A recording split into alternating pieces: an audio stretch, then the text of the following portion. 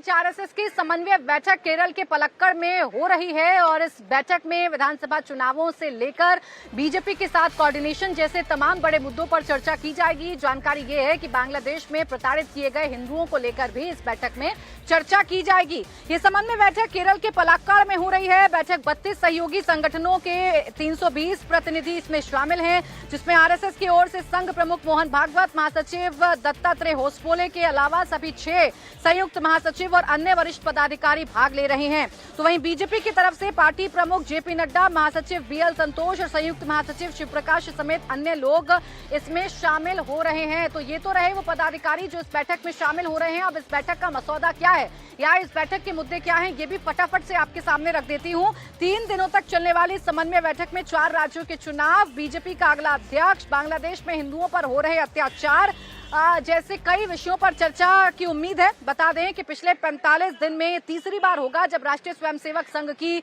ये बैठक होने जा रही है या इसके बड़े पदाधिकारी महामंथन में जुट रहे हैं। पहली बैठक पिछले महीने की 16 तारीख को रांची प्रांत में हुई थी, जबकि दूसरी बैठक 29 जुलाई को भोपाल में बड़े पदाधिकारियों के साथ हुई थी और अब तीसरी बैठक केरल के पलक्कड़ में हो रही है, जहां पर तमाम वरिष्ठ पदाधिकारी आरएसएस के इस बैठक में शामिल हैं और तमाम अहम विषयों पर चर्चा की जाएगी। महत्वपूर्ण ये है कि पार्टी के साथ कोऑर्डिनेशन कैसे बनाया जाए, बीजेपी के साथ कोऑर्डिनेशन कैसे बनाया जाए। लोकसभा चुनाव में आए खराब परिणामों के बाद एक वजह निकलकर सामने आई आरएसएस और बीजेपी के बीच लैक ऑफ कोऑर्डिनेशन की।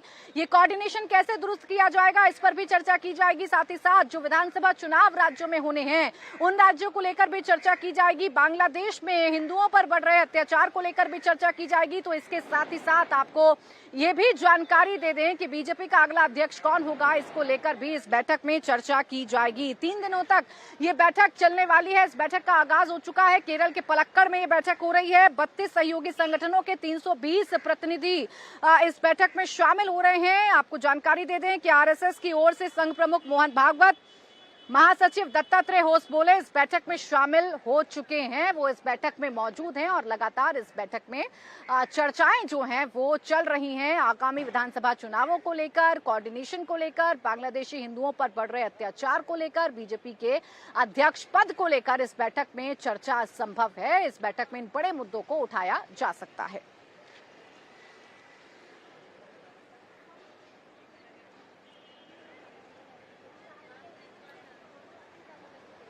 तो केरल के पलक्कड़ में इस वक्त इस बैठक का आगाज हो चुका है। इस बैठक की महत्ता इस बात से समझिए कि लोकसभा चुनावों में लगे झटके के बाद बीजेपी और आरएसएस के बीच लैक ऑफ कोऑर्डिनेशन की खबरों ने जन्म लिया। ये समन्वय कैसे बनाया जा सकता है, कोऑर्डिनेशन कैसे बनाया जा सकता है, इस पर लगातार चर्चा जारी है, मंथनों का दौर जारी है और ये तीसरी बैठक है जो फिलहाल केरल में हो रही है आरएसएस की और इसे समन्वय बैठक का नाम दिया गया है।